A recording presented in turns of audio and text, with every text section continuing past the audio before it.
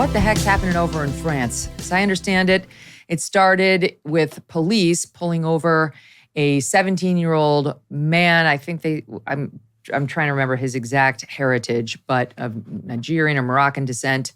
Moroccan, I think. And he was shot. They shot him and fatally after he had run a red light and failed to comply allegedly when they told him to pull over.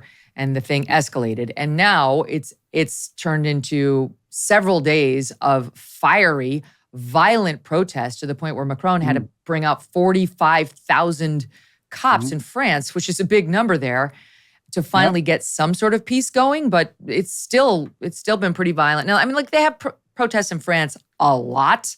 The history of the country is to do this kind of thing when you're unhappy. But it's extraordinary even for France now. And this sort of gets at the heart of what's happening in France in some other ways with the immigrant and in particular the Muslim community there that in large measure has not assimilated. And there are resentments over that, which are now taking part in some of the news coverage. So what do you make of it?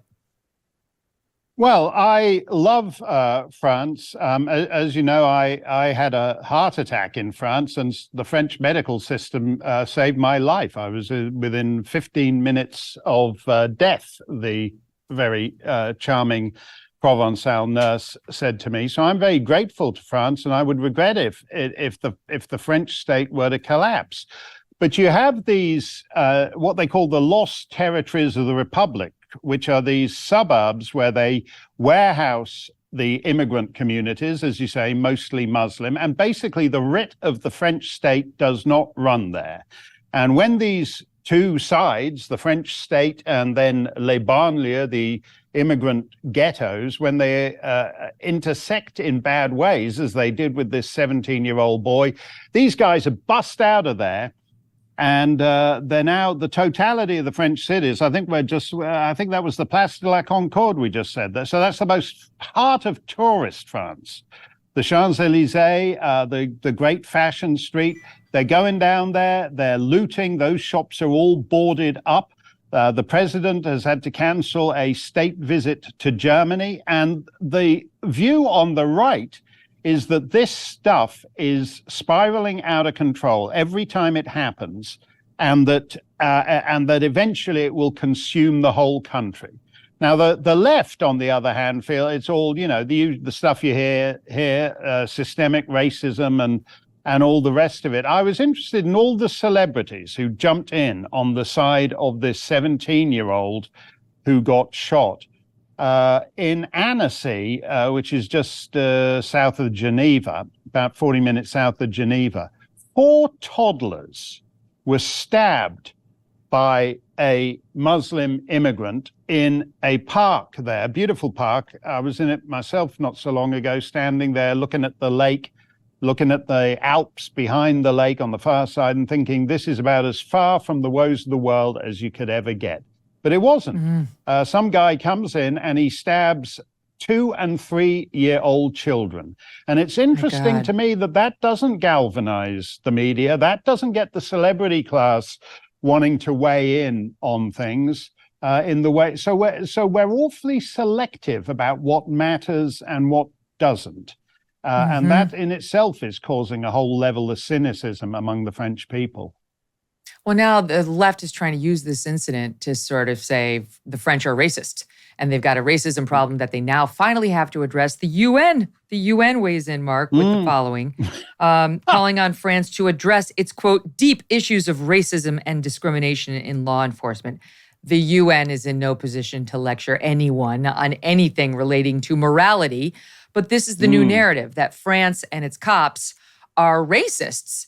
And not looking at, actual behavior by, in this case, a lawbreaker. I don't know why he needed to be shot or whether he didn't need to be shot. We'll figure that out. But that's a law enforcement investigation, and not so much, as you point out, about, for example, what happened with these rioters who actually seriously hurt a suburban Paris mayor's home and wife. Listen to this from the BBC. Attackers in France tried to set fire to the home of a suburban Paris mayor's home overnight, firing rockets at the official's fleeing wife and children. The mayor, Vincent, was not home, but his wife suffered a broken leg, and a child was also hurt as she ran with her 2 children, ages 5 and 7, from the home. And then they were attacked by the mob with firework rockets. The mayor came out and called it an attempted murder of unspeakable cowardice. How this is not the headline anywhere is a mystery to me. Instead, it's about what a racist country France is.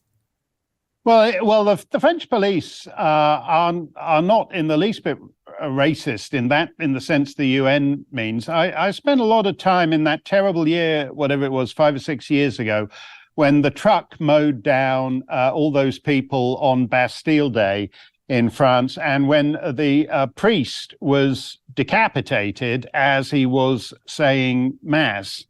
And it was a terrible year in France. I went to places I wouldn't normally go to, and I was very interested in the police. A lot more of the police officers, are Black and Muslim than you would expect. That was one of my first impressions. The second impression is that they were completely stressed out at being on a kind of permanent red alert, trying to hold the lid on the powder keg.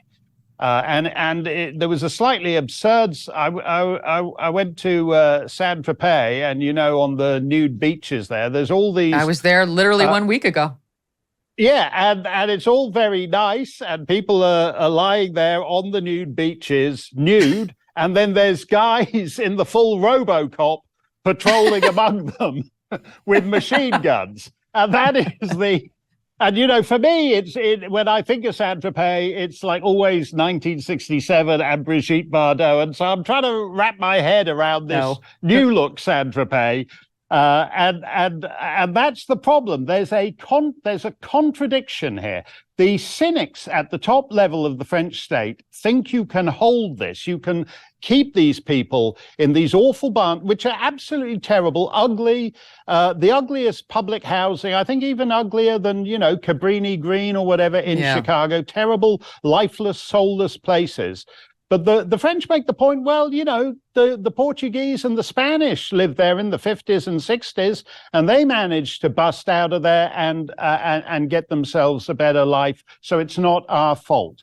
And they can't and they can't hold the lid on this, because as you say in that story of the attack on the mayor's wife and the mayor's children, when the bloodlust is up, there are no restraints here. In a somewhat startling description, the UN food chief warned the world with the words, knocking on famine's door. What? He called what we're facing a perfect storm of a perfect storm. And he's not alone in that view. A Barron's report says a food shortage could be coming even in the U.S. Farmers see it too. John Boyd Jr. is a 4th-generation farmer. He recently said we're going to see empty food shelves in the coming months. That's why getting survival food is more important than ever. Create your own stockpile of the best-selling 4 Patriots survival food kits. It's not ordinary food. We're talking good for 25 years, super survival food. Hand-packed in a family-owned facility in the USA and giving jobs to over 200 Americans. They have different delicious breakfasts, lunches, dinners, and you can make these meals in just less than 20 minutes. You just add boiling water, simmer, and then you serve. And right now, for the next few days, viewers will get 10% off their first order by visiting 4, the numeral 4, patriots.com, and you use code MK to get the discount. Go to 4patriots.com. Use the code MK to start your own stockpile today. Hey, thanks so much for watching. If you like what you just saw, hit the subscribe button for more clips and full episodes.